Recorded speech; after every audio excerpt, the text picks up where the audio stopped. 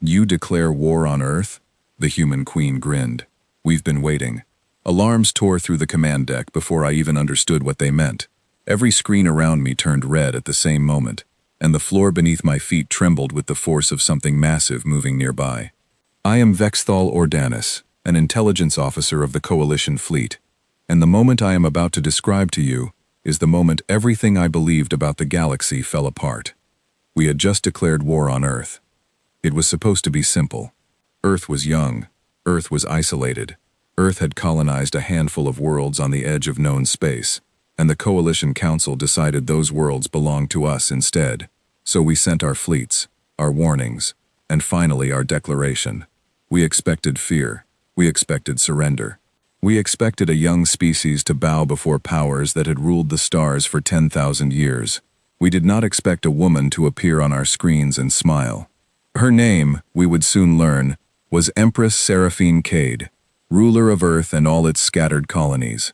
She sat in a chair that looked more like a throne built for war than a seat of politics, her posture calm, her eyes sharp and unblinking.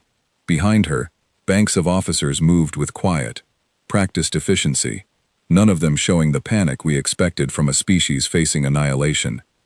She looked directly into the camera, as if she could see each of us individually, and she said the words that would echo through every Coalition briefing room for years afterward. You declare war on Earth?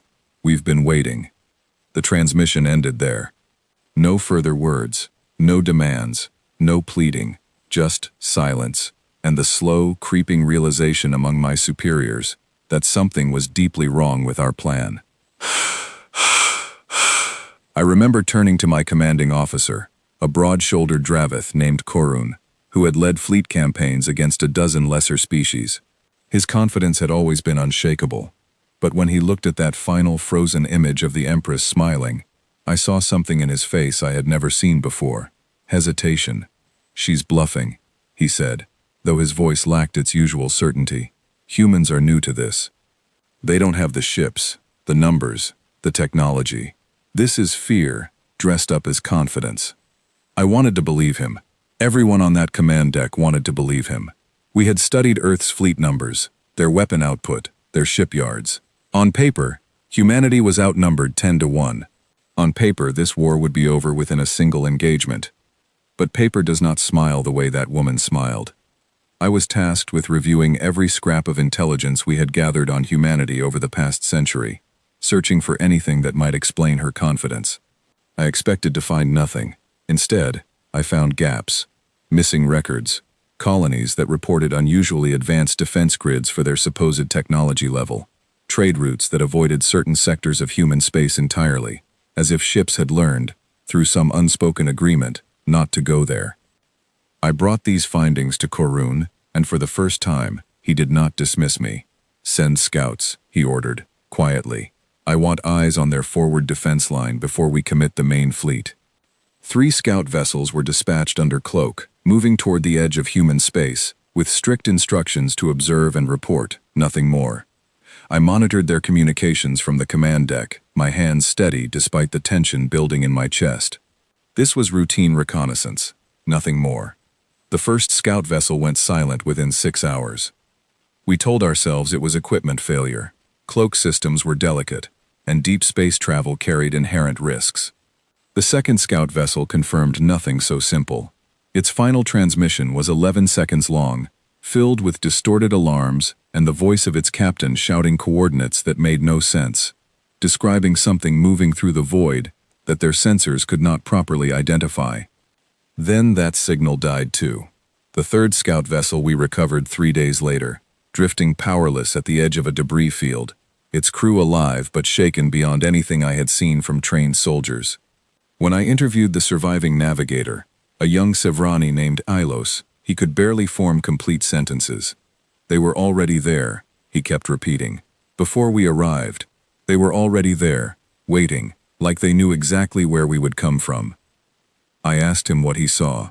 He described human ships unlike anything in our intelligence files, vessels that appeared to be built from mismatched, aged materials, patched together like relics rather than warships. But when his sensors tried to scan them, the readings made no sense. weapon signatures that shouldn't exist on ships that old, energy patterns that matched nothing in our known databases, and worst of all, he said, the ships moved with a kind of coordination that felt less like a fleet and more like a single living organism reacting to a threat. Korun listened to this report in silence. When it ended, he did not speak for a long moment. "Recall the fleet from staging position," he finally said. "We move forward as planned. This changes nothing." I wanted to argue. Everything in me screamed that this changed everything. But I was an intelligence officer, not a commander, and my role was to inform, not to decide. So I returned to my station and continued gathering whatever fragments of understanding I could find, while the coalition fleet, over 300 vessels strong, began its advance toward Earth's outer colonies. I studied humanity's history next, searching further back than our standard first contact records. Most coalition scholars believed humanity's spacefaring era began roughly 120 years ago, when their first exploratory vessels crossed beyond their home system. This was the official record, taught in every academy, referenced in every diplomatic briefing. But the deeper I searched, the more that official record seemed to be missing pieces. There were fragments, buried in old survey logs from independent traders who had passed through human space decades before official contact. Reports of structures on abandoned worlds near Earth's system, structures built with a technology far beyond what humanity should have possessed at that time. Reports that were dismissed by coalition scholars as censor errors or trader exaggeration, filed away and forgotten. I found something else too. A genetic anomaly, noted briefly in an old medical survey conducted during one of the earliest diplomatic exchanges with Earth. A marker in human physiology that researchers described as unusual adaptation to prolonged environmental stress, unlike anything found in comparable species at similar technological stages. The report was 3 lines long, buried in an appendix, and never followed up on. Why would a species keep such details hidden? Why would their government allow only carefully managed information to reach the wider galaxy, while quietly building defenses far beyond what their public technology level suggested? I brought these findings to Korun again, hoping this time he would listen more carefully. He did listen, his expression darkening as I laid out fragment after fragment, but in the end, he shook his head. "Even if all of this is true," he said, "we have committed. The Council has ordered this war. There is no path that leads backward now, only forward. Prepare your reports for the fleet briefing. I want every officer aware of what you've found, so we are not caught unprepared." That briefing took place 6 hours before our fleet crossed into contested space. I stood before 300 ship commanders and their senior staff, presenting evidence that suggested humanity was not the young, vulnerable species we believed them to be. I watched faces shift from confidence to concern as I spoke, watched veteran commanders who had fought a dozen campaigns begin to ask questions they had never needed to ask before.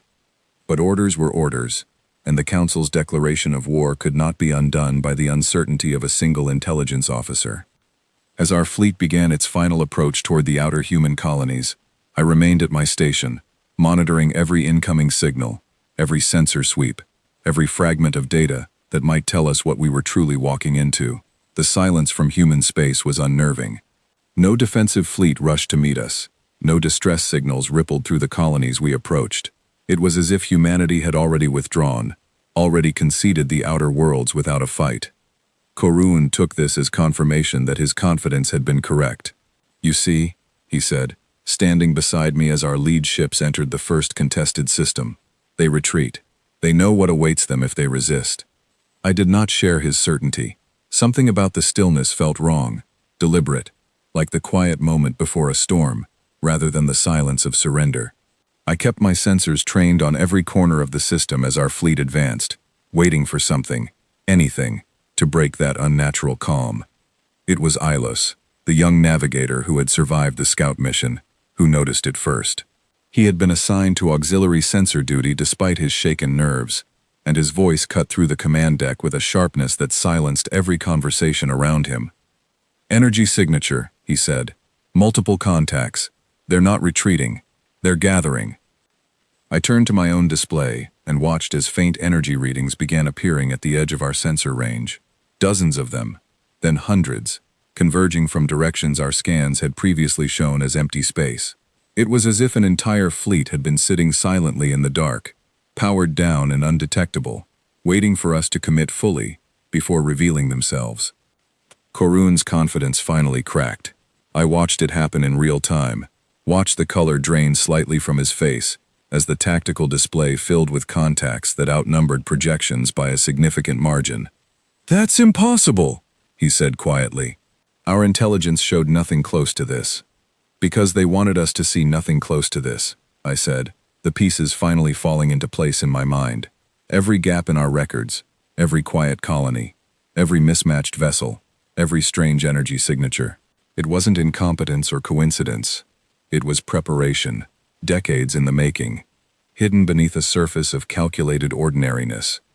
Humanity had not been building a young civilization for the galaxy to observe. They had been building a fortress, disguised as one. On the main screen, the human fleet began to take visible shape, hundreds of vessels emerging from careful concealment, their formations precise and unhurried, moving with the confidence of a force that had rehearsed this exact moment countless times before. At the center of that formation, one ship stood distinct from the rest, larger, older in appearance, yet radiating a presence that made even our most experienced sensor operators fall silent. A new transmission request appeared on our communication array, originating from that central vessel. Korun hesitated only a moment before accepting it. The same throne-like chair appeared on our screen, the same steady, unblinking eyes. Empress Seraphine Cade looked out at us once more, and this time, there was no hesitation in her voice at all. "You've seen our fleet now," she said. "I imagine your numbers surprised you. Let me assure you, this is only the beginning of what you will find surprising today." Korun opened his mouth to respond, some diplomatic phrase forming on his lips, an attempt to salvage authority in a moment that had already slipped beyond his control. But the Empress raised a single hand, and the gesture alone silenced him more effectively than any words could have. "You wanted a war," she continued, her tone calm, almost gentle, which somehow made her words more unsettling than any threat could have been. "You will have one, but I want you to understand something before the first shot is fired. This is not the first time our people have faced an enemy who underestimated us. It will not be the last, and every single time, the outcome has been the same." The transmission ended, leaving us staring at a tactical display filled with a fleet we were never supposed to see, commanded by a woman who smiled as if she had been waiting her entire life for this exact moment to arrive. Korun turned to me, and for the first time since I had known him, I saw something close to fear in his eyes. "Prepare all vessels for engagement," he said, his voice steady, despite what I could see underneath it. "Whatever they are, whatever they've been hiding, we will not turn back now." I returned to my station, my hands trembling slightly as I began preparing sensor arrays for what was coming. Around me, the command deck buzzed with the frantic energy of officers realizing too late that everything they believed about this war had been wrong from the very beginning. Outside our viewports, the human fleet continued its approach, calm and unhurried, as if they already knew exactly how this would end. And somewhere in the back of my mind, a single thought refused to leave me. We had come here believing we were the predators in this story. I was beginning to understand we had been the prey all along. The first shots of the war were not fired by us. I want that understood clearly, because in every report the Coalition Council later tried to write, they attempted to reverse that order. But I was there, standing on the command deck of a fleet that outnumbered the enemy on paper, and I watched our forward vessels open fire first, panicked by the sheer scale of what had revealed itself around us. The human fleet did not return fire immediately. For nearly 4 full seconds, an eternity in space combat, they simply absorbed our opening barrage, their shields flaring with light across hundreds of vessels, and did nothing else. It was almost as if they wanted us to see how little our first strike had accomplished before they responded at all. Then they responded. I have reviewed that engagement more times than I can count since that day, studying every sensor log, every tactical replay, trying to understand exactly what happened in those next few minutes. Even now, with all my training, I struggle to describe it in a way that captures the true horror of watching a fleet 3 times our supposed technological inferior dismantle our formation with such precision that it felt less like battle and more like demonstration. Human vessels moved in patterns that defied every tactical model our academies had ever taught. They did not charge forward in aggressive formations, nor did they retreat into defensive postures. Instead, they shifted, constantly, as if reading our fleet's movements before we had even finished making them. Ships that should have been vulnerable from a particular angle simply were not there anymore by the time our weapons locked on.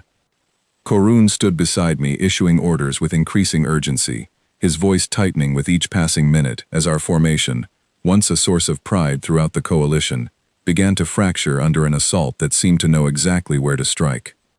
"Reroute power to forward shields," he snapped at one point, as 3 of our capital ships lost primary weapon systems within the same 30-second window. "Someone tell me how they're doing this." I wished I had an answer for him.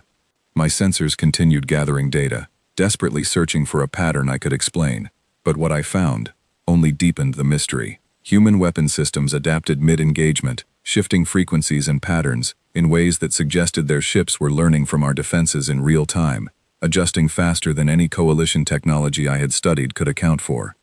It was not simply that humanity had better weapons. It was that their entire approach to warfare seemed built around a philosophy we had never encountered before, one that prioritized adaptability and coordination over raw firepower, though their firepower proved more than sufficient when it mattered. Elos, still working auxiliary sensors despite his earlier trauma, called out a warning that arrived only seconds before it became relevant. Their central formation is shifting.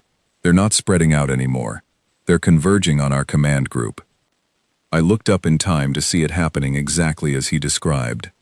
Dozens of human vessels, moving with terrifying synchronization, began closing in around our lead command ships, cutting off retreat vectors, isolating our most critical vessels from the support fleet around them.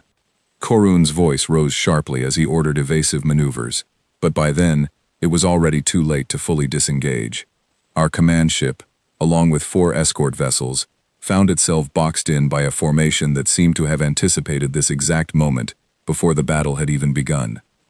I watched through the viewport as one of our escort vessels, a heavily armored cruiser that had served in a dozen previous campaigns, took a direct hit that stripped away its shields entirely in a single strike. The ship did not explode immediately.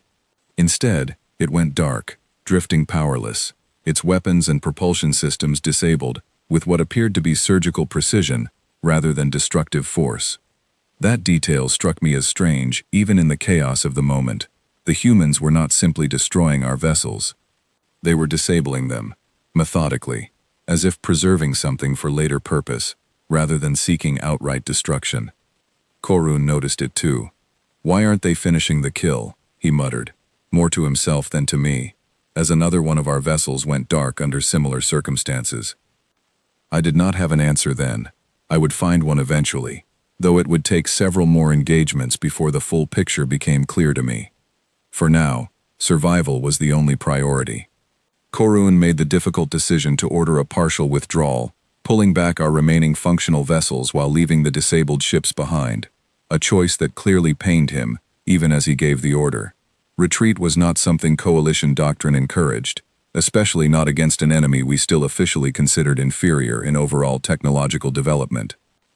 As our surviving fleet pulled back toward the edge of the system, I turned my attention to something I had noticed during the chaos, something that troubled me more than the battle itself. Throughout the entire engagement, not a single distress signal had come from the human fleet. Not one vessel had reported damage requiring assistance. Not one voice had cried out in the kind of panic that even the most disciplined crews experience during intense combat. It was as if the humans had entered this battle with absolute certainty of the outcome, treating what should have been a desperate defensive engagement as nothing more than routine procedure. Once we reached a safe distance and Korun ordered a full damage assessment, the numbers that came back painted a picture even grimmer than I had feared. We had lost 14 vessels outright, with an additional 9 disabled and presumed captured by the advancing human forces.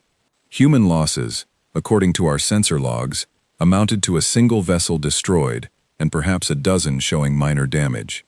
Korun read this report in silence, standing motionless for a long moment before finally speaking. "Send this to Coalition Command," he said quietly. "Exactly as it is. No adjustments. They need to understand what we are truly facing here.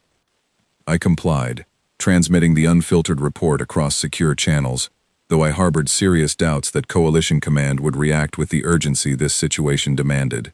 Bureaucracies rarely moved quickly, even in the face of clear and present danger, and I suspected our warnings would be met initially with disbelief rather than immediate action. While we waited for a response, I returned to studying the historical fragments I had gathered earlier, searching now with renewed urgency for anything that might explain the strange, adaptive nature of humanity's military doctrine. If this truly was a species that had faced conflict before, conflict severe enough to shape their entire approach to warfare into something this precise and unified, then understanding that history might be the only way to predict what came next. I found my answer, or at least a fragment of it, in an old and mostly forgotten survey conducted by an independent research vessel nearly 80 years earlier, well before official coalition contact with Earth had been established. The survey team had been mapping stellar debris fields near the edge of human space when they encountered something unusual. Structures scattered across multiple systems that did not match any known human architecture, nor any architecture belonging to species we had previously catalogued. The survey team's notes described these structures as ancient, heavily damaged, and seemingly abandoned for a significant period of time. They speculated, briefly and without much conviction, that these might be remnants of some earlier civilization that had once occupied this region of space before humanity's own expansion began. The report was filed, cross-referenced with nothing conclusive, and largely forgotten by Coalition archives. But one detail from that old survey caught my attention now, in a way it likely had not caught the attention of the original researchers. Among the debris, the survey team had found fragments of technology that showed clear signs of significant damage from what they described as concentrated, deliberate destruction, rather than the gradual decay one would expect from simple abandonment. Something had fought a war here, long before humanity's official history began. Something had been destroyed, deliberately and thoroughly, and the survivors of that conflict, if any remained, had chosen silence over disclosure, for reasons that suddenly felt far less mysterious than they once had. I brought this information to Korun as soon as our fleet reached a temporary staging point, hoping that, combined with the battle's outcome, it might finally convince Coalition Command to reconsider their approach to this conflict entirely. Korun listened carefully, his expression grim but attentive, and when I finished, he was quiet for a long moment before responding. "You believe humanity fought something before we ever encountered them," he said slowly. "Something dangerous enough that surviving it reshaped their entire civilization around preparedness for conflict." "I believe it explains everything we've witnessed," I said. "Their hidden technology, their adaptive combat doctrine, the genetic anomalies noted in early medical surveys. A species does not develop this level of unified military precision by accident. They develop it through necessity, through survival against something that nearly destroyed them." Korun nodded slowly, though I could see the weight of this realization settling over him. "If that is true," he said, "then we have made a grave miscalculation. We assumed we were dealing with a young species discovering warfare for the first time. Instead, we may be dealing with a species that has already survived warfare far worse than anything the Coalition has ever prepared for."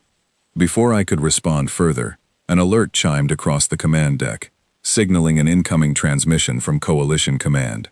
Korun accepted it immediately, and the somewhat aged face of Counselor Draven Hallis appeared on our main screen, his expression carrying the particular blend of skepticism and irritation that senior Coalition officials often displayed when receiving reports that contradicted their existing assumptions. "Commander Korun," he began without preamble, "your report has been reviewed. The Council finds it difficult to accept that a fleet of your size and capability suffered losses of this magnitude against a species with Earth's documented technological standing. Are you certain your sensors were functioning correctly during this engagement?" I watched Korun's jaw tighten at the implication behind that question, though he maintained his composure admirably. "Counselor, our sensors functioned exactly as intended. The losses we reported are accurate. I would strongly advise the Council to reconsider the scope of this engagement before committing additional forces." Hallis's expression shifted slightly, though whether toward genuine concern or simple political calculation, I could not immediately tell. "The Council has already authorized a second wave of reinforcements," he said. "Admiral Thren will be taking direct command of the primary assault fleet, with orders to press forward regardless of initial setbacks. Earth's colonies must fall according to the original timeline. The Coalition cannot afford to appear weakened by a single engagement against a lesser power." Korun's frustration was evident despite his attempt to maintain professional composure. "Counselor, with respect, this is not a lesser power. Our intelligence officer has uncovered evidence suggesting humanity's military capabilities stem from a previous, unrecorded conflict of significant severity. I strongly recommend a full strategic reassessment before committing additional forces to this engagement." Hallis waved a hand dismissively, a gesture I had come to recognize as characteristic of officials who preferred established assumptions over uncomfortable new evidence. "Speculation about ancient conflicts will not be factored into current strategic planning, Commander. Admiral Thren's fleet will arrive within 36 hours. You are to hold position and provide tactical support upon arrival. That is all." The transmission ended before Korun could offer any further objection, leaving the command deck in a heavy, uncertain silence. "They're not going to listen," I said quietly, more statement than question. "No," Korun replied, his voice carrying a weariness that had not been there before this engagement began. "They're not, which means we need to prepare for whatever comes next on our own terms, because Coalition Command clearly has no intention of adjusting their strategy based on the reality we've already witnessed firsthand." Over the following hours, as our surviving fleet regrouped and began repairs where possible, I continued analyzing every fragment of data we had gathered from the battle, searching for any tactical advantage we might exploit when Admiral Thren's reinforcements arrived. But the more I studied humanity's combat patterns, the more convinced I became that conventional tactical advantage was not something we would find easily against an enemy this adaptive. Ilos approached my station during a rare quiet moment, his earlier trauma seemingly settling into something more like grim determination. "Do you think we can win this?" he asked directly, a question I suspected many aboard our ship were afraid to voice aloud. I considered my answer carefully before speaking. "I think," I said slowly, "that we have fundamentally misunderstood what kind of war we started. Whether we can win depends entirely on whether Coalition Command is capable of recognizing that truth before it costs us everything." Ilos nodded slowly, though the uncertainty in his expression suggested he found little comfort in my answer. As he returned to his station, I turned my attention back to the historical fragments scattered across my display, searching desperately for whatever pieces of the puzzle remained hidden, while somewhere beyond our sensor range, Admiral Thren's reinforcement fleet continued its approach toward a battle that Coalition Command still refused to properly understand. The countdown toward their arrival had already begun, and I found myself dreading what that arrival would ultimately reveal about the true scale of the nightmare we had unknowingly awakened. Admiral Thren's reinforcement fleet arrived precisely on schedule, and I remember the sight of it filling our forward viewports with something close to relief. Nearly 500 additional vessels emerged from long-range transit, their formations disciplined and overwhelming in scale, more than enough, according to every conventional calculation, to overwhelm whatever remained of the human defense force we had encountered. Admiral Thren herself contacted our command ship shortly after arrival, her presence on screen radiating the kind of unshakable confidence that came from decades of successful campaigns against dozens of lesser powers throughout Coalition history. She was an older Volmiri, her scales a deep battle-worn gray, her eyes sharp with the calculating focus of someone who had never known true defeat. "Commander Korun," she said, her tone brisk and businesslike. "I've reviewed your engagement report. A regrettable setback, but nothing my fleet cannot correct. I want your surviving vessels positioned along the secondary flank when we begin our approach. We will overwhelm their forward defenses through sheer numerical superiority and adapt our tactics based on real-time observation of their capabilities." Korun hesitated before responding, clearly weighing how much of our hard-earned knowledge the Admiral would actually be willing to hear. "Admiral, with respect, their combat doctrine does not respond predictably to numerical pressure. Their formations adapt in real time, learning from each exchange faster than our own systems can compensate." Thren's expression carried the faintest hint of condescension, the look of a veteran commander who had heard similar warnings before, from officers facing unfamiliar enemies. "Every enemy adapts, Commander. That is the nature of warfare. My fleet has broken adaptive enemies before, and we will break this one as well. Prepare your vessels for the coordinated advance. We move within the hour." The transmission ended, and Korun turned to me with an expression that mixed frustration with a kind of resigned acceptance. "She won't listen either," he said quietly. "None of them will, until the evidence becomes impossible to ignore." I found myself hoping, quietly and perhaps foolishly, that Admiral Thren's overwhelming numbers might succeed where our initial engagement had failed, that raw scale alone might prove sufficient to overcome whatever advantage humanity's mysterious history had given them. But as our combined fleet began its coordinated advance back toward the human formation, that hope began eroding almost immediately. The human fleet, we soon discovered, had not remained stationary during the time it took Admiral Thren's reinforcements to arrive. Sensor sweeps revealed their formation had shifted considerably, spreading across a wider region of the system in a pattern that seemed almost deliberately designed to complicate our numerical advantage, rather than confront it directly. "They're not forming a defensive line," Elos reported from his station, studying the sensor data with growing unease. "They're distributing themselves across multiple engagement zones. If we advance as a unified fleet, we'll be spreading our numbers thin, trying to cover every zone simultaneously."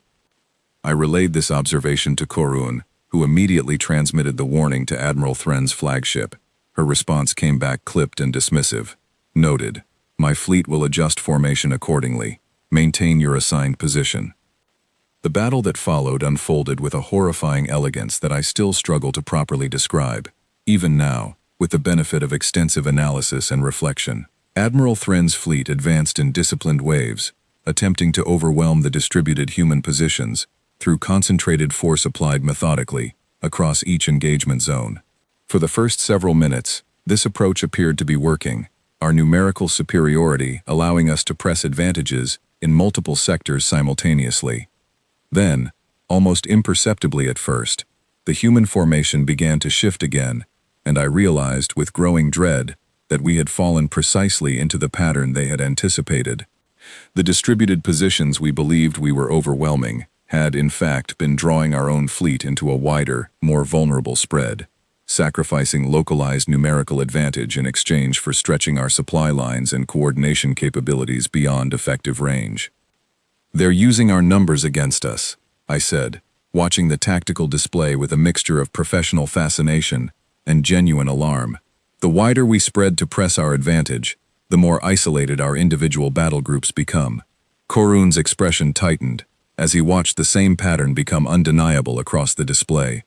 "Signal Admiral Thren. Recommend immediate consolidation of forces before further separation occurs."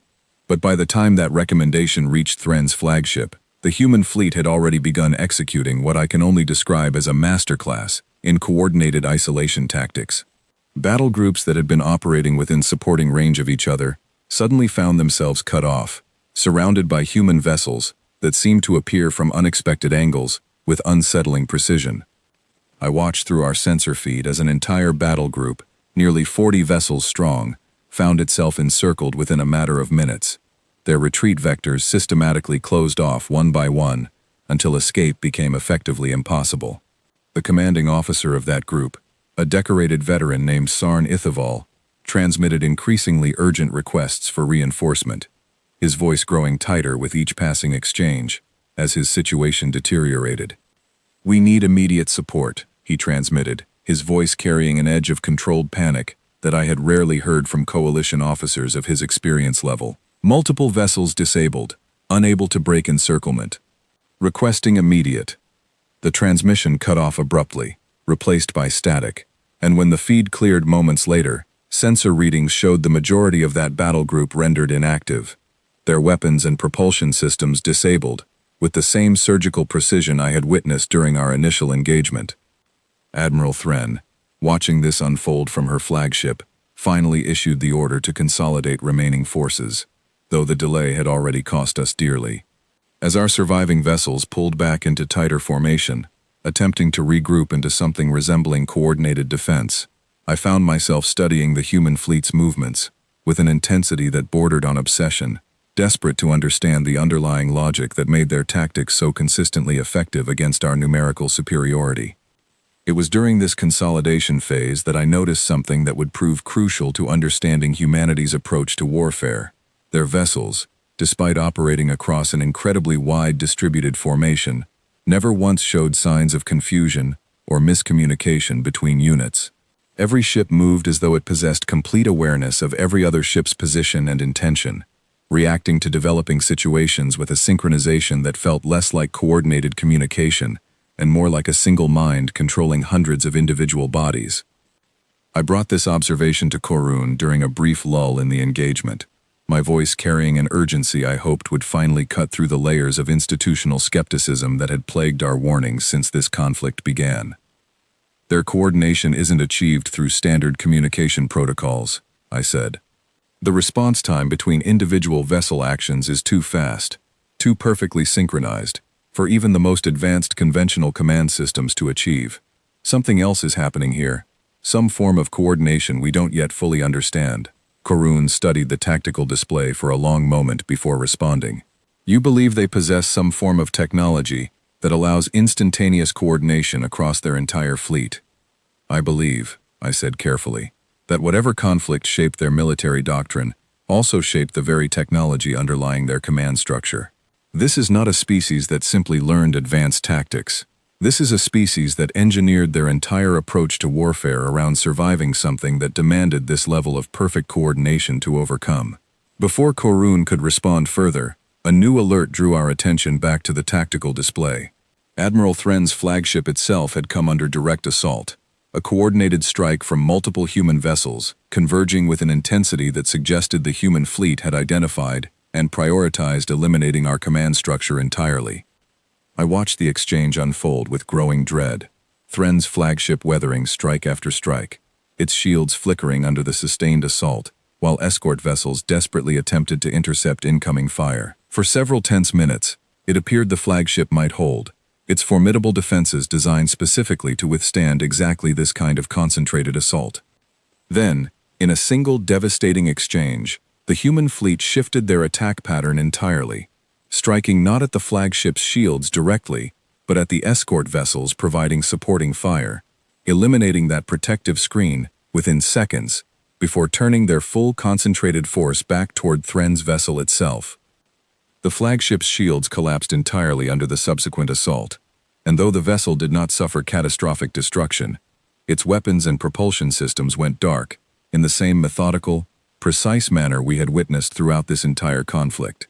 Admiral Thren's confident voice, which had guided this engagement with such certainty just hours earlier, fell silent as her command vessel drifted powerless among the wreckage of her once overwhelming fleet. Korun issued the order to disengage remaining forces immediately, a decision that likely saved what remained of our fleet from complete annihilation. As our surviving vessels pulled back toward the relative safety of long-range transit points, I found myself staring at the tactical display, processing the full scope of what had just occurred. 2 engagements, 2 overwhelming defeats against a fleet we had entered this war believing to be technologically inferior. And throughout both engagements, the human fleet had suffered losses so minimal they barely registered as significant on any conventional damage assessment scale. "We need to know what happened to Admiral Thren," Korun said quietly, once our fleet had reached a safe enough distance to properly assess the aftermath. "If she's been captured, Coalition Command will need to know immediately." Sensor sweeps of the abandoned battlefield revealed something that troubled me more than outright destruction might have. The disabled Coalition vessels, including Admiral Thren's flagship, remained exactly where they had been left, their crews presumably still alive given the absence of any life sign anomalies our sensors could detect, but entirely surrounded by a perimeter of human vessels that showed no immediate intention of either destroying or fully engaging with them. "They're not taking prisoners in the traditional sense," I observed, studying the pattern with growing understanding. "They're containing them, isolating our disabled forces, without eliminating them, as though preserving something for a purpose we haven't yet identified." Korun considered this observation carefully. "You believe there's a strategic reason behind this restraint?" "I believe," I said, "that everything we've witnessed suggests a species that fights with absolute precision and purpose. Nothing about their tactics has been wasteful or excessive. If they're choosing to disable and contain rather than destroy, it's because that choice serves some larger objective within their overall strategy. Before we could explore that theory further, an urgent transmission arrived from Coalition Command, and this time, the tone carried none of the earlier dismissiveness we had grown accustomed to. Counselor Hallis appeared on screen, his expression noticeably shaken, the confident skepticism from our previous exchange entirely absent. "Commander Korun," he began, his voice tighter than before, "we've received your updated engagement reports. The Council is convening an emergency session to reassess our strategic approach to this conflict. In the meantime, you are ordered to maintain defensive posture and avoid further direct engagement until additional analysis can be completed." Korun's response carried a weariness that had been building steadily since this conflict began. "Counselor, with respect, we've been warning Coalition Command about the true nature of this threat since our first engagement. 2 fleets have now suffered devastating losses because those warnings were dismissed. I would strongly encourage the Council to consider whether continuing this conflict serves the Coalition's actual interests." Hallis's expression flickered with something that might have been genuine concern beneath the political calculation that typically defined his demeanor. "The Council is taking your reports seriously now, Commander. Believe me, the scope of these losses has not gone unnoticed. But withdrawing from this conflict entirely raises significant political complications that extend well beyond the immediate military situation. I need you to hold your position and continue gathering intelligence while the Council determines our next course of action." The transmission ended, leaving Korun and me standing in heavy silence on a command deck surrounded by the wreckage of what had once been Coalition confidence in this entire campaign. I turned my attention back to the historical fragments I had been assembling, searching now with renewed urgency for whatever additional context might help us understand the true scale of what we had unknowingly provoked. While somewhere beyond our sensor range, humanity's true fleet, and its true purpose, continued to remain far more hidden than any of us had yet realized. The emergency council session took nearly 2 full days to reach any decision, and during that waiting period, I devoted every available hour to piecing together the fragmented history I had begun uncovering earlier in this conflict. Korun granted me full access to whatever Coalition archives remained available, along with authorization to reach out to independent researchers who might possess additional information about the mysterious structures our earlier survey had identified near human space. One such researcher, an elderly Coalition archivist named Petra Voss, who had spent decades studying anomalous stellar phenomena, responded to my inquiry with information that finally began filling in the larger picture I had been struggling to assemble. "I remember that survey well," she told me during our secure communication, her voice carrying the particular weariness of someone who had spent years trying to draw attention to overlooked evidence.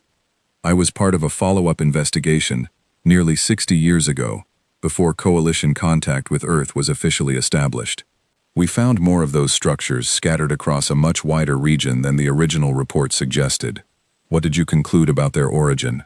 I asked, my attention fully focused on her response. Voss hesitated before answering, and I sensed the caution of someone who had learned through experience that certain findings were not welcomed by official channels. "We believed, based on damage patterns and material composition, that these structures belonged to an advanced civilization that predated known human settlement in this region by several centuries. Something destroyed that civilization thoroughly, and whatever it was, it left almost no trace of itself beyond the destruction it caused. Did you find any indication of what humanity's relationship to these structures might have been?" "That's where things become complicated," Voss said. "Our investigation was quietly shut down before we could reach definitive conclusions. Official Coalition channels labeled our findings as inconclusive and archived them without further study. But before that happened, we discovered something troubling in the debris patterns. Evidence suggesting whatever destroyed that ancient civilization had also engaged with early human settlements in the same region. Settlements that predate humanity's officially recognized spacefaring history by a considerable margin. This revelation aligned precisely with the theory I had been developing, and I pressed Voss for any additional details she might recall. "Do you believe humanity survived direct conflict with whatever destroyed that earlier civilization?" "I believe," she said slowly, "that humanity's survival came at a cost that reshaped their entire approach to existence as a species. The genetic anomalies you mentioned in your inquiry, the adaptive military doctrine, the hidden technological development, all of it points toward a civilization that experienced something catastrophic enough to demand complete restructuring of their society around long-term preparedness for a threat they clearly believed might return. I thanked Voss for her insight and ended our communication, sitting alone in the analysis chamber for several minutes as the full implications settled over me. Humanity had not simply developed advanced military capabilities through natural technological progress. They had been forged by conflict against something ancient and devastating, a threat severe enough that surviving it required abandoning the kind of open, unguarded development that species like ours had taken for granted throughout our own histories. And now, having survived that ancient threat, humanity found itself facing a new one, in the form of coalition aggression, responding with the exact same calculated precision that had allowed them to endure whatever catastrophe originally shaped them. I brought this complete picture to Korun as soon as the Council's emergency session concluded, hoping that combined with our devastating battlefield losses, this deeper context might finally influence Coalition Command's approach to this conflict. The Council's decision, when it arrived, proved more measured than I had expected, though far from the complete reconsideration I had hoped for. Rather than withdrawing entirely, Coalition Command authorized a significantly reduced engagement approach, deploying smaller, more mobile task forces designed to gather intelligence and test human defenses without committing overwhelming numbers to direct confrontation.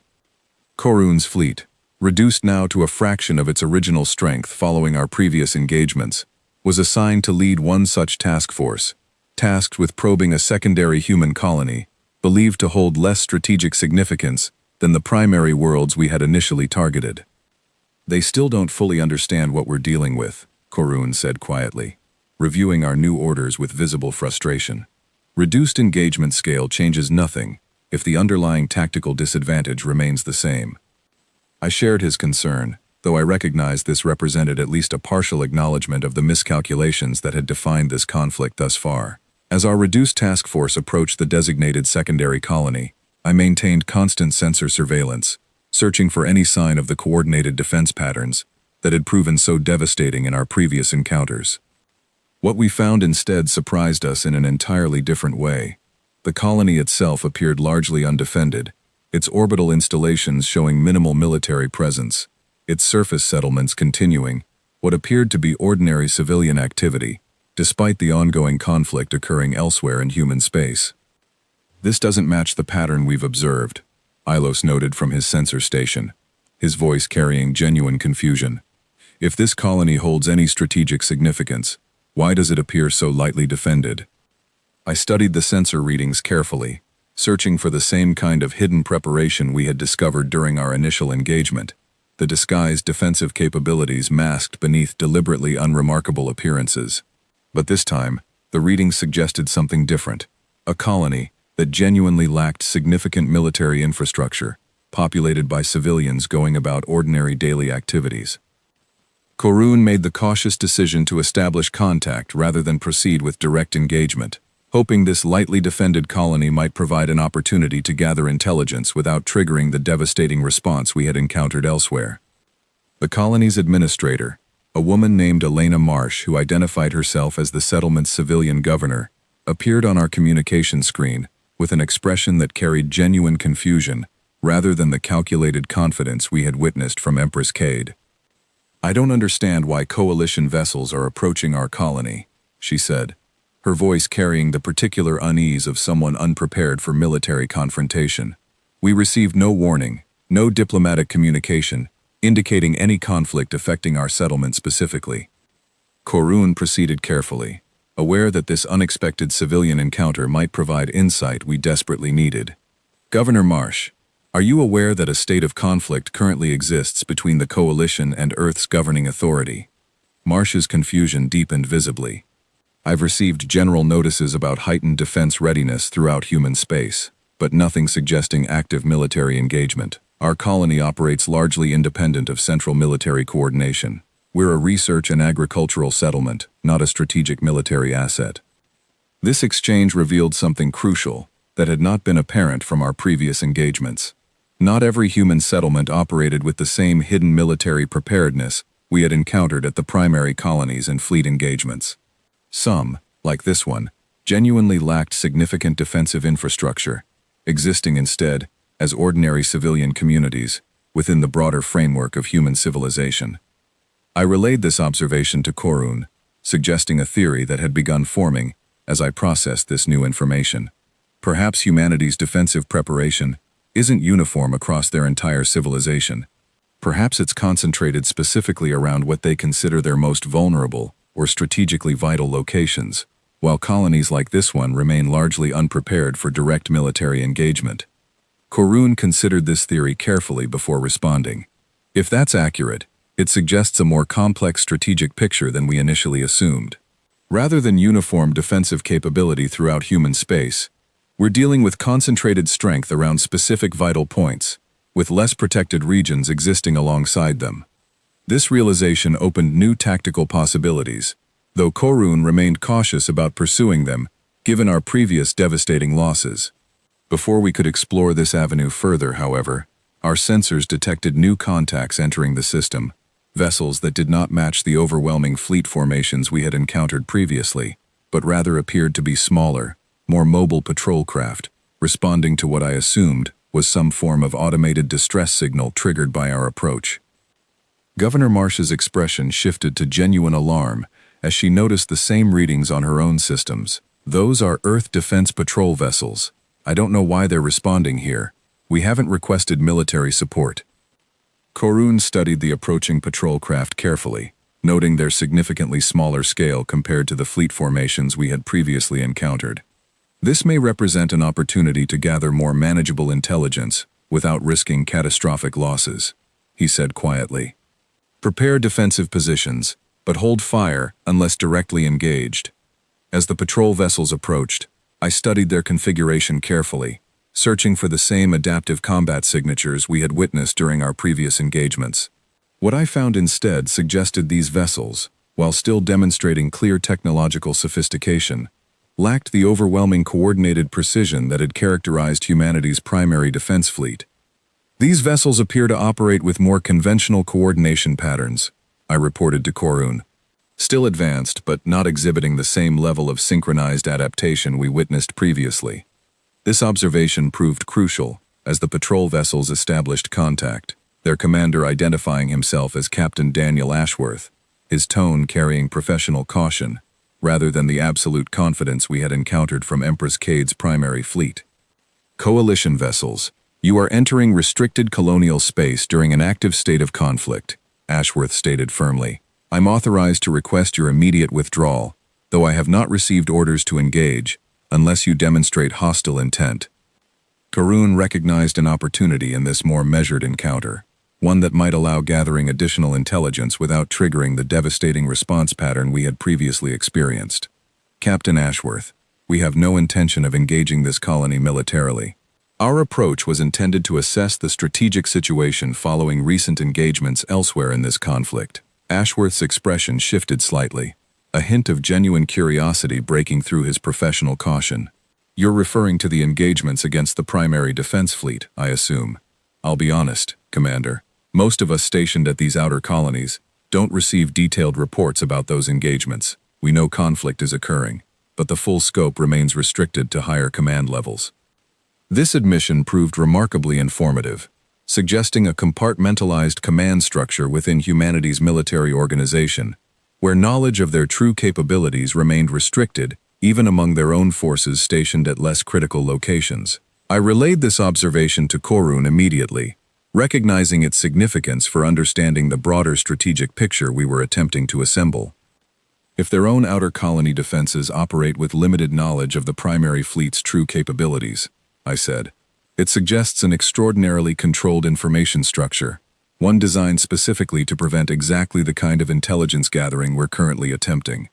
Korun nodded slowly, processing this implication, which means even human forces stationed at less critical locations may not fully understand what their own civilization has been preparing for all this time. Our exchange with Captain Ashworth continued for several more minutes, both sides carefully probing for information while avoiding direct confrontation. Eventually, Ashworth requested our withdrawal from the system, a request Corun agreed to honor, recognizing the value of the intelligence we had already gathered without risking further losses through unnecessary engagement. As our task force withdrew from the system, I found myself contemplating the broader implications of everything we had learned. Humanity's true military strength remained concentrated and hidden, protected not just through physical concealment, but through carefully controlled information distribution that prevented even significant portions of their own military from understanding the full scope of their civilization's preparedness.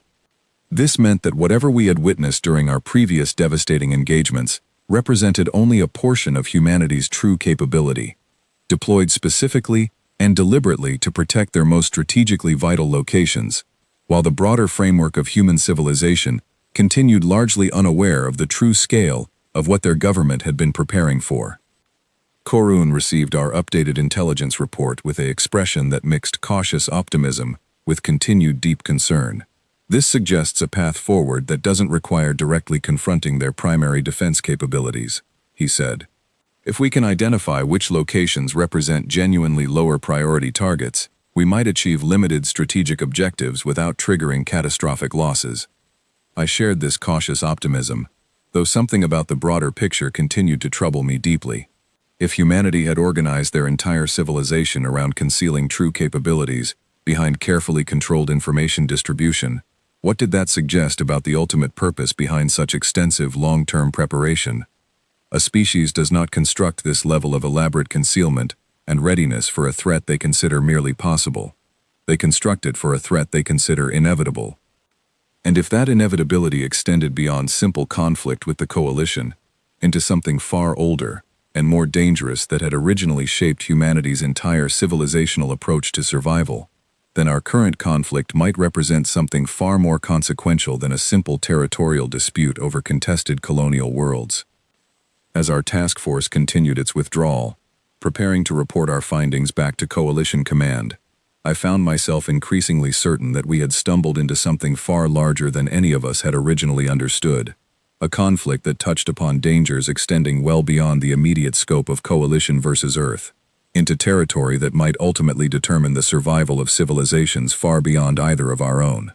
The full picture finally came together 3 weeks later, in circumstances none of us could have predicted, aboard a Coalition science vessel that had been quietly dispatched to study the very structures Petra Voss had described to me during our earlier conversation.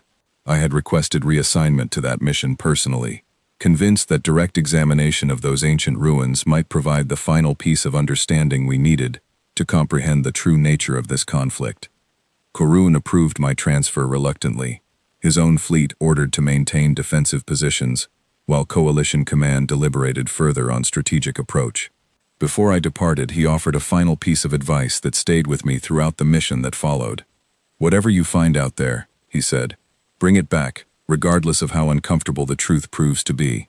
We've suffered enough losses already from refusing to acknowledge reality." The science vessel, a modest research craft named the Alara Vance, carried a small crew of specialists, including a xenoarchaeologist named Marcus Whitfield, whose expertise in ancient civilizational remains made him uniquely qualified to properly interpret whatever we discovered at the ruin sites. Our journey to the first significant structure took nearly 4 days, during which I shared everything I had learned so far with Whitfield, hoping his specialized knowledge might help contextualize fragments that had remained mysterious to my own investigation. He listened carefully, occasionally asking pointed questions that revealed a mind already forming theories of his own.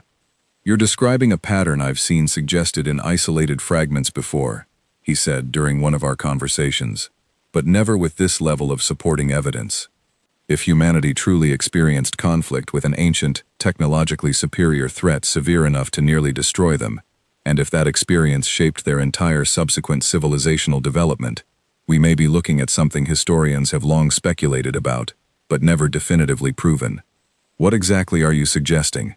I asked. Whitfield hesitated before answering, choosing his words with obvious care.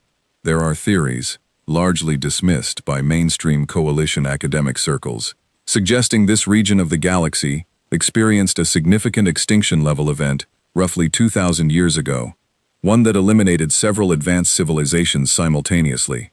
The theories propose an entity, or possibly a coordinated group of entities, that swept through this region with technology far beyond anything we've encountered from known galactic powers, destroying everything in their path, before eventually withdrawing or falling dormant for reasons that remain entirely speculative. This revelation sent a chill through me that I struggled to fully process. You believe humanity survived this extinction event? I believe, Whitfield said slowly, that if such an event truly occurred, and if humanity's ancestors somehow endured it while surrounding civilizations did not, that survival would necessarily demand exactly the kind of extreme adaptive preparedness we've witnessed throughout this conflict. A species that survives near total annihilation does not simply return to peaceful, open development afterward. They restructure everything around ensuring such an event never catches them unprepared again. We arrived at the first ruin site shortly after this conversation, and what we discovered upon detailed examination confirmed much of what Whitfield had theorized. The structures, though heavily damaged and eroded by centuries of exposure, revealed construction techniques and materials that matched no known civilization within current coalition records. Deep scanning of the site revealed additional evidence of the destructive force that had ended whatever civilization once inhabited this location. Damage patterns consistent with weapons technology far beyond anything currently deployed by any known galactic power, including humanity's own impressive but ultimately comprehensible defense capabilities. More significantly, our excavation team discovered fragmentary records preserved within a partially intact data storage system, buried deep beneath the ruin's surface. Records that had somehow survived the destruction that claimed everything around them. Whitfield spent nearly 2 full days carefully extracting and attempting to translate whatever information remained within these fragments, his excitement growing with each small breakthrough, despite the grim nature of what we were uncovering. "This is remarkable," he said, showing me a partial translation his team had managed to reconstruct. These records describe a civilization that existed in this region long before current coalition history began, one that had achieved significant technological advancement before encountering something they refer to only as the Devourers, a term that appears repeatedly throughout these damaged records without ever being fully explained. Do the records describe what these Devourers actually were? Whitfield shook his head slowly. The fragments are too damaged to provide complete context, but the tone throughout suggests something that arrived suddenly, without warning, and proceeded to systematically eliminate every technological civilization they encountered within this region of space. The records describe attempts at resistance, diplomatic contact, even surrender, all of which apparently failed to prevent eventual destruction. And humanity somehow survived this? That's where things become genuinely fascinating, Whitfield said, pulling up additional fragmentary data. There's a final entry in these records, badly damaged but partially legible, describing observation of a small, isolated population that had somehow avoided initial detection by these Devourers, apparently due to their remarkably primitive technological signature at the time. The record suggests hope, however faint, that this isolated population might eventually rebuild civilization in this region, after the Devourers eventually moved on or fell dormant. I felt the pieces finally clicking into place with a clarity that both answered our lingering questions and raised entirely new concerns about the true scope of what we were dealing with. You believe that isolated population eventually became modern humanity. I believe, Whitfield said carefully, that this evidence, combined with everything you've already gathered about humanity's unusual military doctrine and hidden technological development, strongly suggests exactly that conclusion. Humanity's ancestors survived the same catastrophic event that destroyed this civilization, precisely because their primitive technological signature kept them beneath whatever detection threshold these Devourers utilized to identify and eliminate advanced threats. This revelation reframed everything about the conflict we had unknowingly initiated. Humanity had not simply developed advanced military capability through natural technological progress, nor even through direct conflict with some rival civilization comparable to their own developmental stage. They had survived, through pure circumstance, an extinction-level event that destroyed every other advanced civilization in this region of space, and their subsequent development had been shaped entirely around ensuring that whatever force caused that extinction would never catch them unprepared should it ever return. The Coalition, in our arrogance and ignorance, had declared war against a species that had spent their entire recorded history preparing for a threat far more dangerous than anything our own civilization had ever faced. I transmitted this discovery back to Korun immediately, along with all supporting evidence Whitfield's team had managed to extract, hoping that finally, Coalition Command would understand the true magnitude of the mistake we had made in initiating this conflict. Korun's response arrived within hours, his voice carrying a gravity I had not heard from him before. "This changes everything about how the Council must approach this situation," he said. "If humanity truly represents the sole known survivors of whatever catastrophic force destroyed every other advanced civilization in this region, then our conflict with them is no longer simply a matter of territorial dispute. It touches upon questions of galactic survival that extend far beyond our immediate concerns. Do you believe Coalition Command will finally take appropriate action based on this evidence?" I asked. Korun's hesitation before responding told me everything I needed to know. "I believe," he said slowly, "that some members of the Council will recognize the gravity of this situation. Others, unfortunately, may view humanity's unique history as reason for even greater concern regarding their potential threat to Coalition interests, rather than reason for reconciliation." This concern proved well-founded when the full Council convened to review our findings 3 days later. I was granted permission to present the evidence directly, along with Whitfield's expert analysis, hoping the weight of our discoveries might finally shift Coalition strategy toward genuine reconciliation, rather than continued conflict. The Council's reaction proved deeply divided, exactly as Korun had feared. Some councillors, including Hallis himself, appeared genuinely shaken by the implications of what we had uncovered, recognizing the potential danger in continuing conflict against a species that had survived circumstances severe enough to eliminate every comparable civilization in this region. Others, however, viewed this same evidence through an entirely different lens.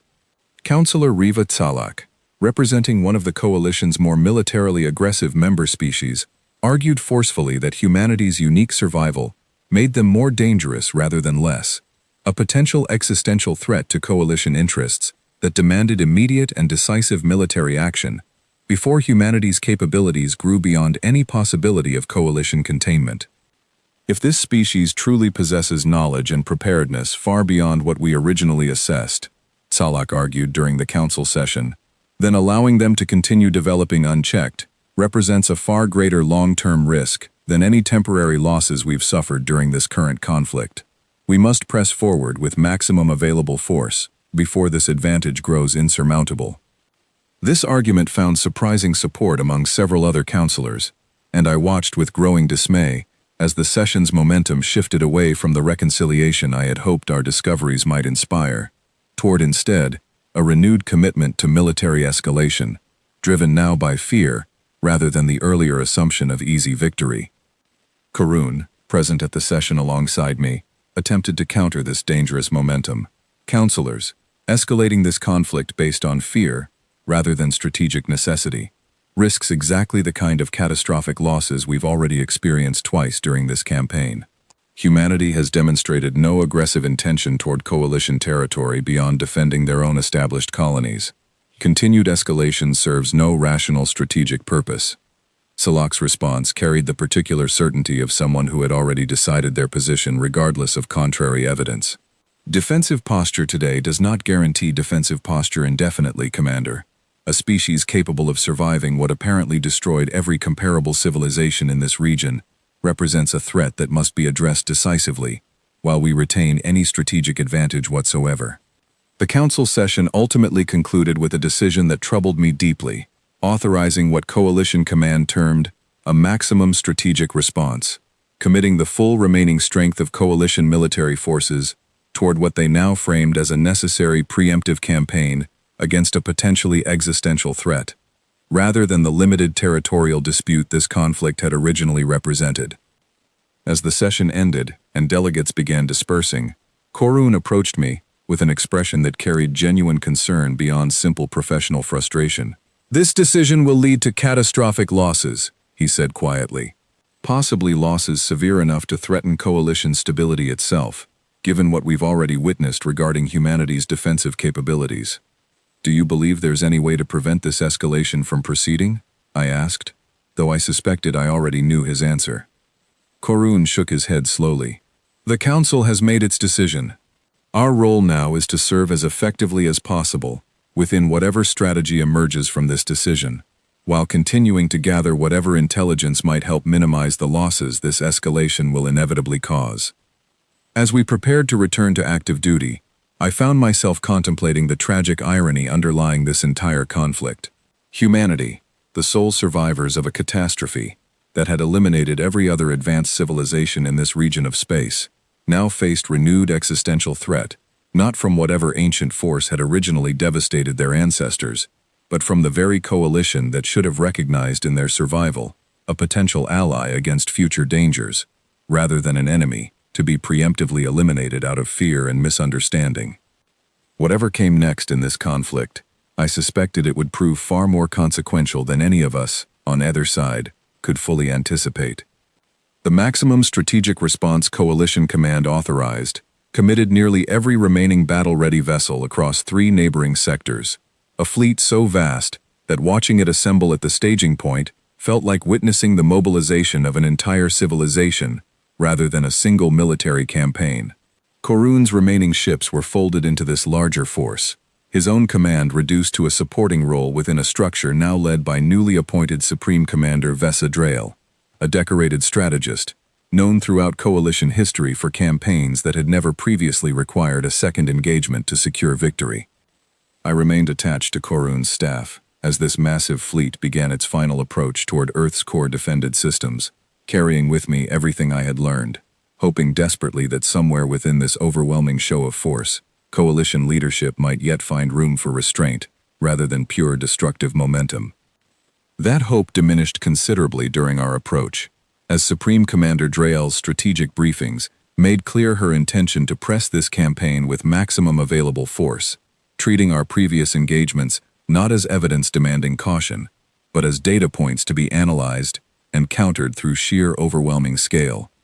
We commit everything, Drael stated during the final pre-engagement briefing, her tone carrying the absolute confidence of someone who had never faced genuine defeat. Whatever adaptive advantage humanity has demonstrated, it cannot possibly account for a fleet of this magnitude striking simultaneously across every strategic vector available to us. I found myself unable to shake a growing sense of dread as our fleet crossed into human territory, approaching what our intelligence identified as Earth's primary home system, the very heart of their civilization.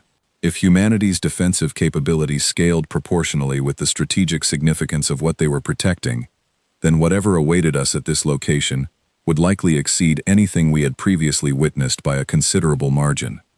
That prediction proved accurate almost immediately upon our arrival.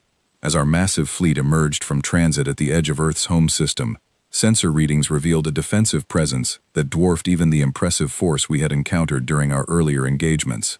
Hundreds upon hundreds of vessels arranged, not in the deliberately unremarkable formations we had seen before, but in a display that seemed almost designed to convey the true scale of what humanity had spent centuries preparing. Supreme Commander Drael, viewing this same overwhelming display, showed no hesitation in her voice as she issued the order for full engagement across every available vector simultaneously. Proceed with coordinated assault. Every vessel, every strategic point, simultaneous pressure across their entire defensive network. What followed was, by every account I have since reviewed, the single largest engagement in recorded coalition military history, a battle spanning multiple hours across an enormous volume of space, involving more vessels than any previous conflict our civilization had ever undertaken.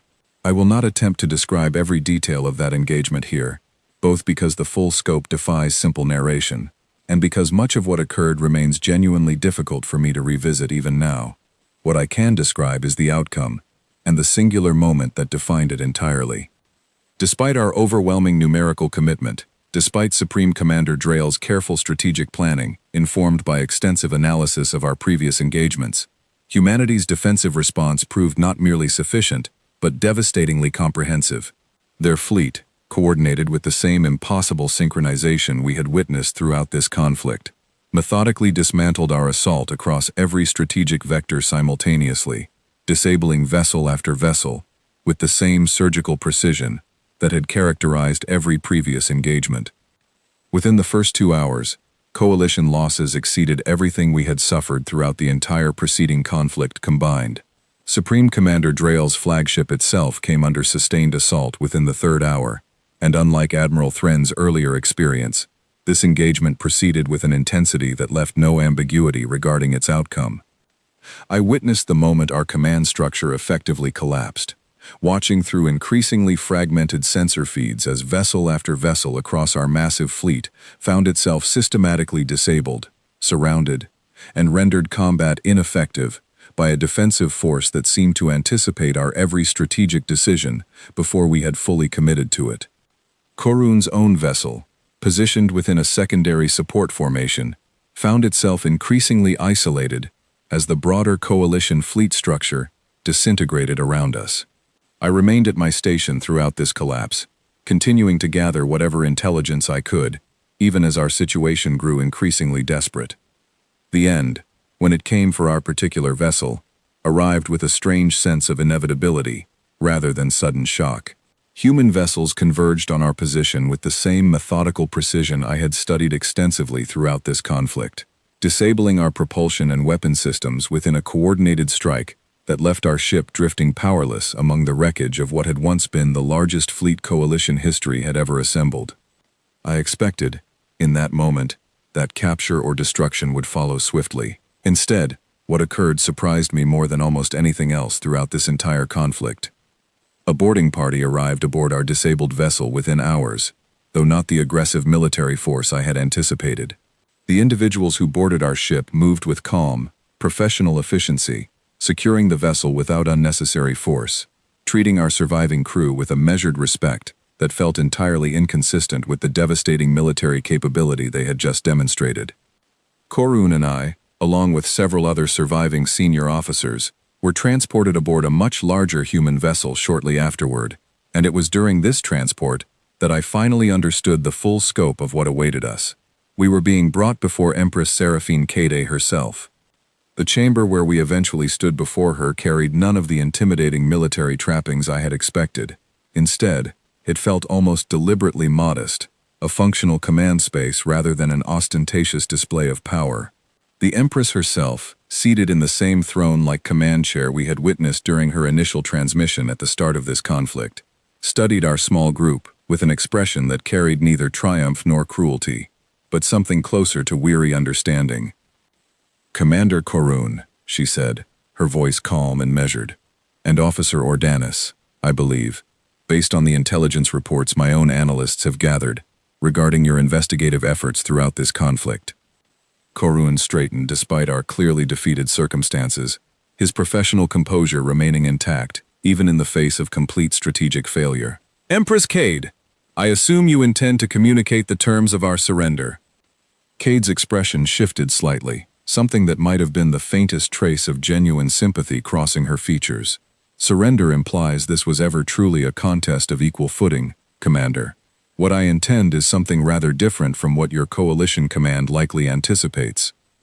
She gestured, and a display materialized before us, showing not battle statistics or territorial demands, but rather extensive historical records, remarkably similar to the fragments Whitfield and I had discovered during our own investigation, though considerably more complete. "You've already uncovered much of humanity's history," Kade continued. "The survival of our ancestors against a force that eliminated every other advanced civilization in this region.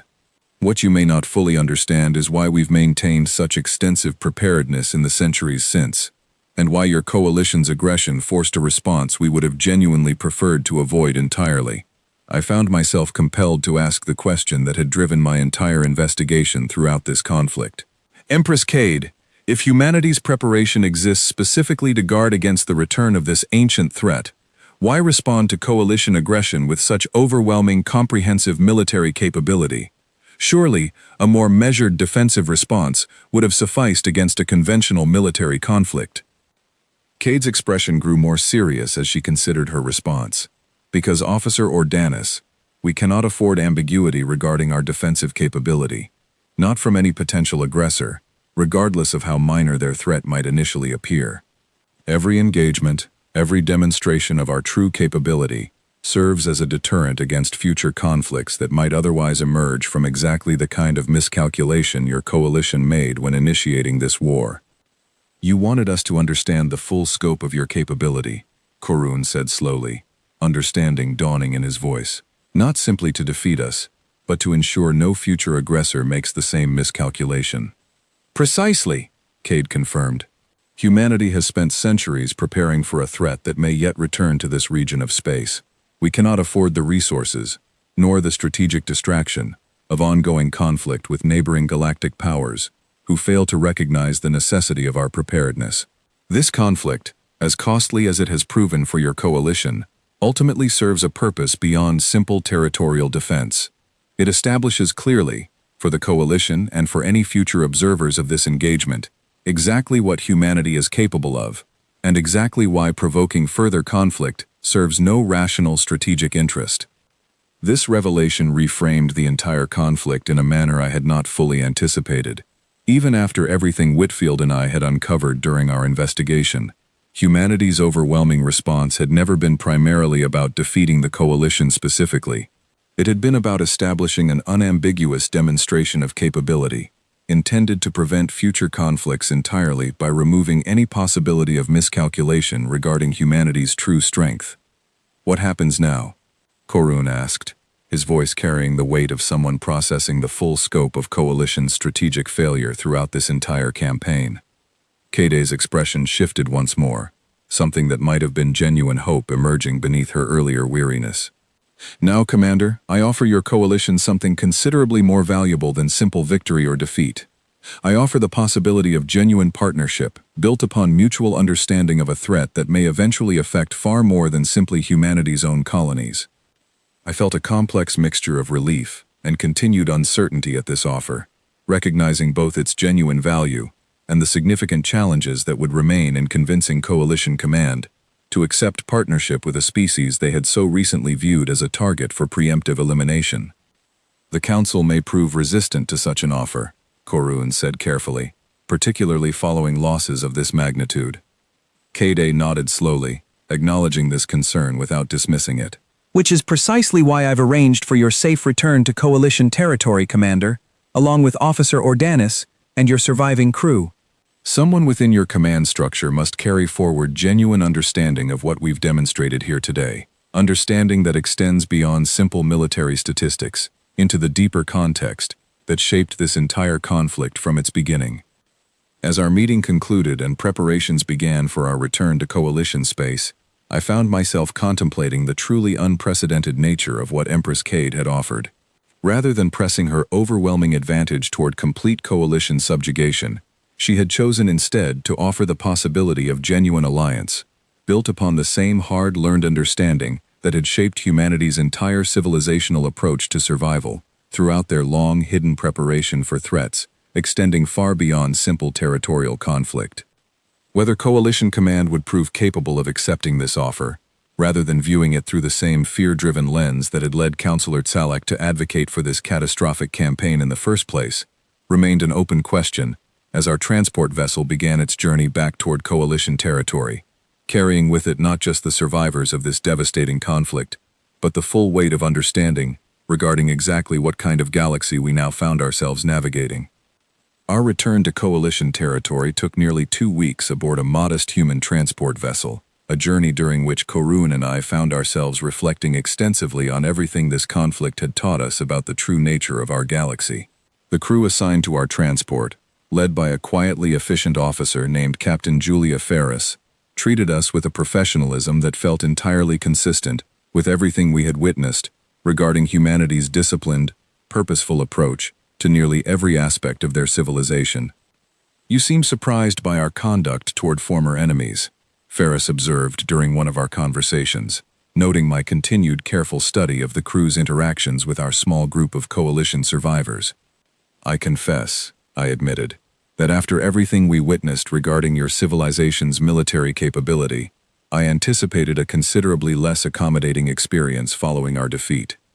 Ferris's expression carried something close to amusement, though tempered by clear understanding of the gravity underlying our conversation.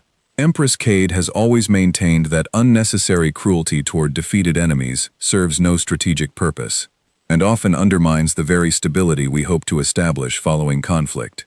Humanity's history has taught us that lasting peace requires understanding rather than simple domination. This philosophy, consistent throughout every interaction we experienced during our journey, reinforced everything Empress Cade had communicated during our final meeting aboard her command vessel.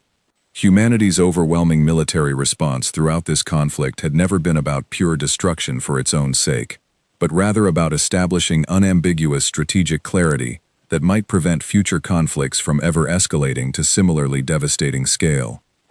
When we finally arrived at Coalition territory, Corun immediately requested emergency audience with the full council, carrying with him not just our detailed accounts of the conflict's devastating conclusion, but Empress Cade's genuine offer of partnership that represented an entirely different path forward than the continued hostility many counselors had originally favored. The council session that followed proved considerably different in tone from our previous appearances before that body. The overwhelming scope of our losses during the final engagement had already reached Coalition Command through preliminary reports, and the assembled counselors carried expressions that reflected genuine shock rather than the confident skepticism we had encountered throughout the earlier stages of this conflict. Counselor Hallis, whose earlier dismissiveness had gradually given way to increasing concern as this conflict progressed, spoke first as our audience began. Commander Corun, Officer Ordanis, the Council has reviewed preliminary reports regarding the conclusion of our campaign.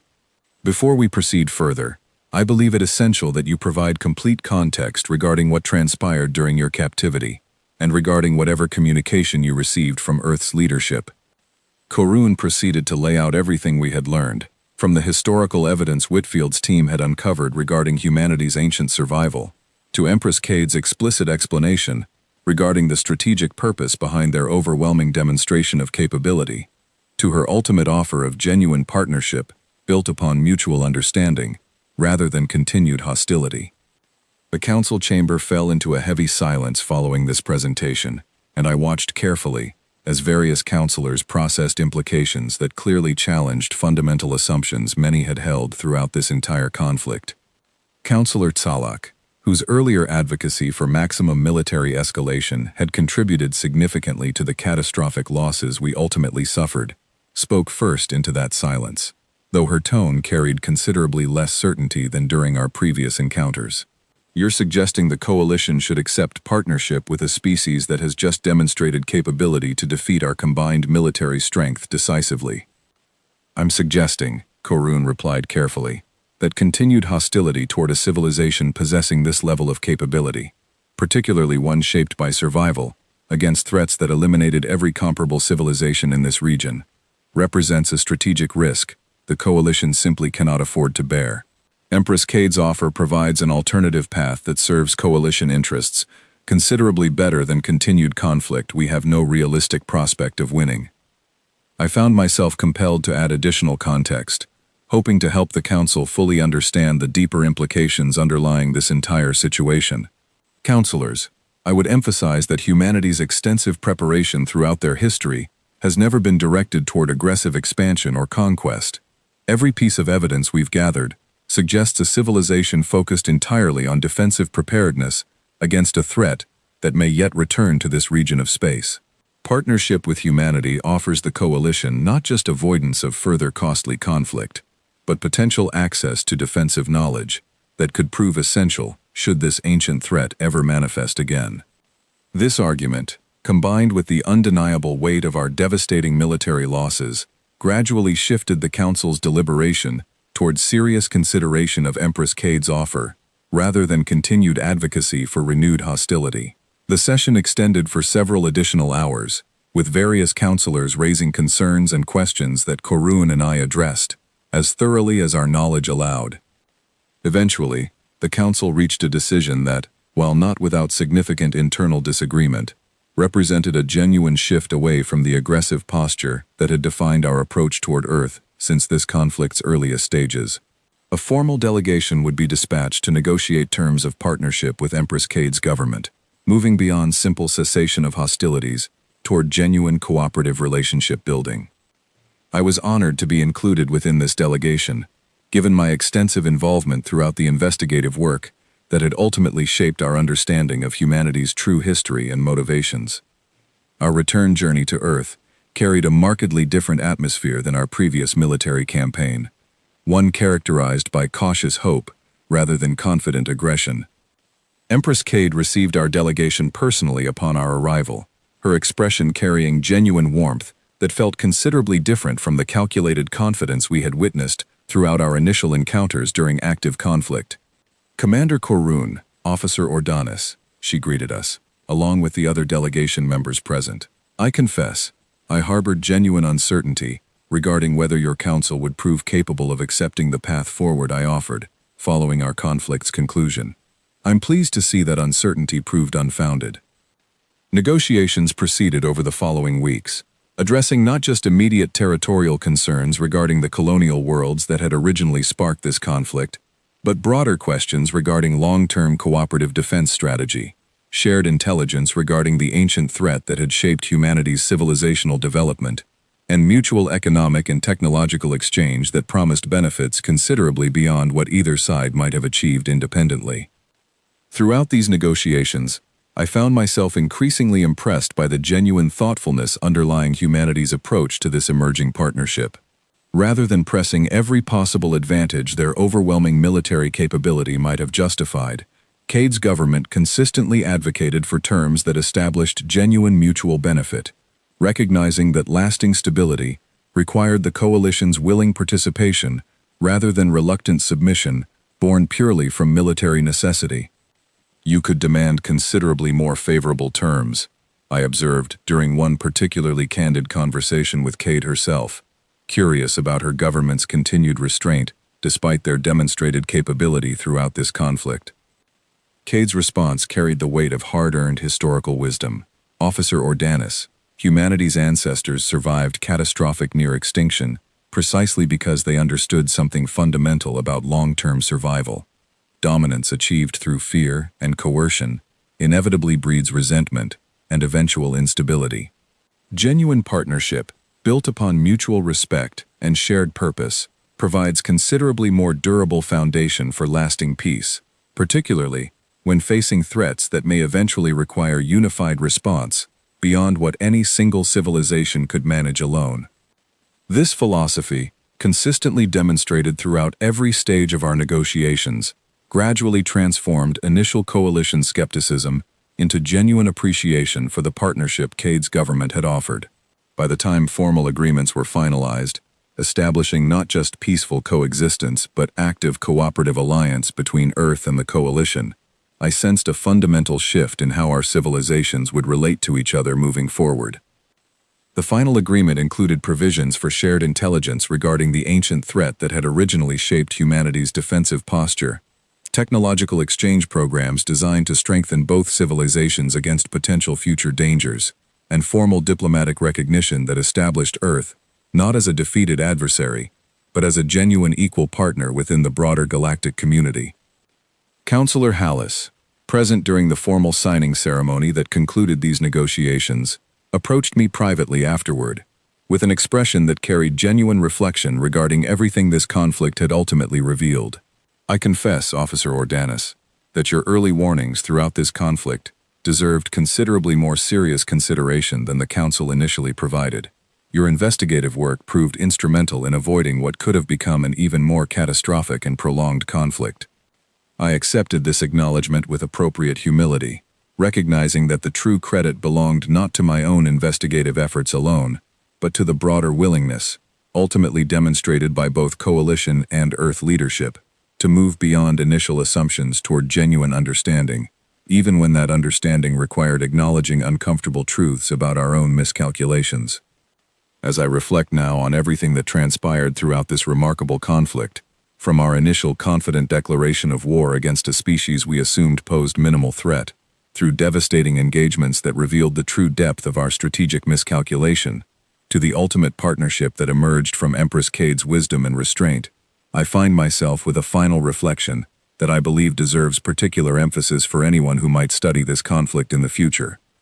Humanity's strength never lay purely in their impressive military technology. nor even in the adaptive tactical doctrine that proved so devastatingly effective throughout our engagements. Their true strength lay in the wisdom they had cultivated through centuries of hard-earned survival, wisdom that recognized genuine security comes not from domination over potential rivals, but from transforming those rivals into partners united by shared purpose and mutual understanding. The coalition entered this conflict believing we faced a young, technologically inferior species ripe for easy conquest. We discovered instead a civilization shaped by survival, against forces that had eliminated every comparable power in this region of space. A civilization that had spent centuries preparing not for conquest, but for the possibility that whatever ancient threat nearly destroyed their ancestors might someday return. That preparation, hidden behind carefully maintained appearances of ordinary technological development, revealed itself with devastating clarity once we forced its manifestation through our own aggressive miscalculation. But rather than exploiting that revealed strength toward domination, humanity's leadership chose instead to offer partnership, recognizing that whatever ancient danger shaped their civilizational development might eventually demand unified response, extending far beyond what any single power could manage alone. As our combined civilizations now move forward into an uncertain future, strengthened by partnership rather than weakened by continued hostility, I find myself grateful that Empress Cade's wisdom prevailed over the fear-driven advocacy that nearly led our coalition toward far more catastrophic and prolonged conflict. Whatever ancient threat once devastated this region of space, whatever danger may yet return to test our combined resolve, I believe our civilizations now stand considerably better prepared to face it together than either could have managed separately. The galaxy's nightmare, it turned out, was never truly humanity itself. It was the danger of allowing fear and miscalculation to prevent recognition of genuine strength and wisdom, wherever it might be found. And in that recognition, however costly the path toward achieving it proved to be, I believe our combined civilizations have taken a crucial first step toward a considerably more secure and hopeful future than either might have achieved alone.